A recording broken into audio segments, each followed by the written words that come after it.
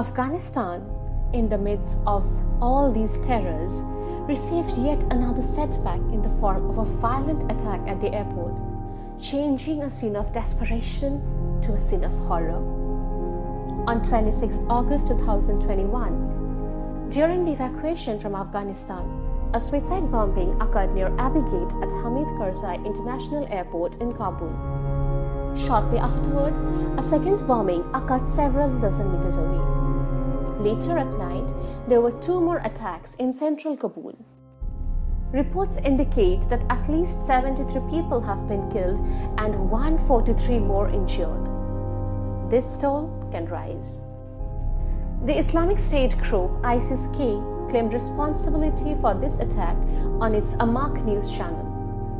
Later, pictures were released of suicide bombers that struck the crowded gates of Kabul airport, thus shutting down the desperate attempt of the Afghans to flee. Now, what is the ISIS-K? The ISIS-K, or the Islamic State of Khorasan, is a branch of what is operated by the ISIS in Iraq and Syria. This one broke away years ago from Al-Qaeda, and its main goal is now to have an emirate run by the extremist version of Islamic laws, thus making it an anti-democratic place. In a sense, ISIS-K is a main competing organization of the Taliban and the Al-Qaeda. A day before these attacks, former advisor of the US Special Operations in Afghanistan, Seth Jones, advised Americans to stay away from the Kabul airport, citing reasons that the ISIS-K is capable of and is actually planning attacks. He said that this group has shown an ability to get weapons, suicide bombers, and truck bombs to execute an attack. The American forces crowded around the airport gate, for their evacuation had made it a tempting target for the ISIS-K.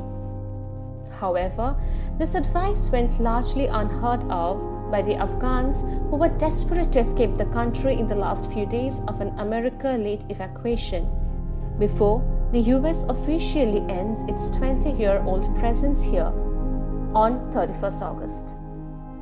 Now, what does this attack mean for the United States?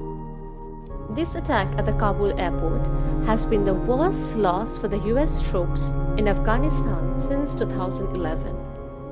12 Marines and 1 Navy medic have been killed and 15 more injured.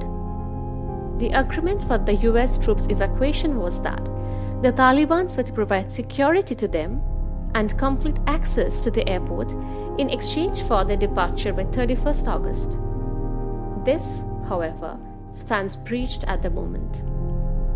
US President Joe Biden, in an emotional speech televised from the White House, commented on the attack. To those who carried out this attack, as well as anyone who wishes America harm, know this: we will not forgive. We will not forget. We will hunt you down and make you pay. I will defend our interests and our people with every measure at my command.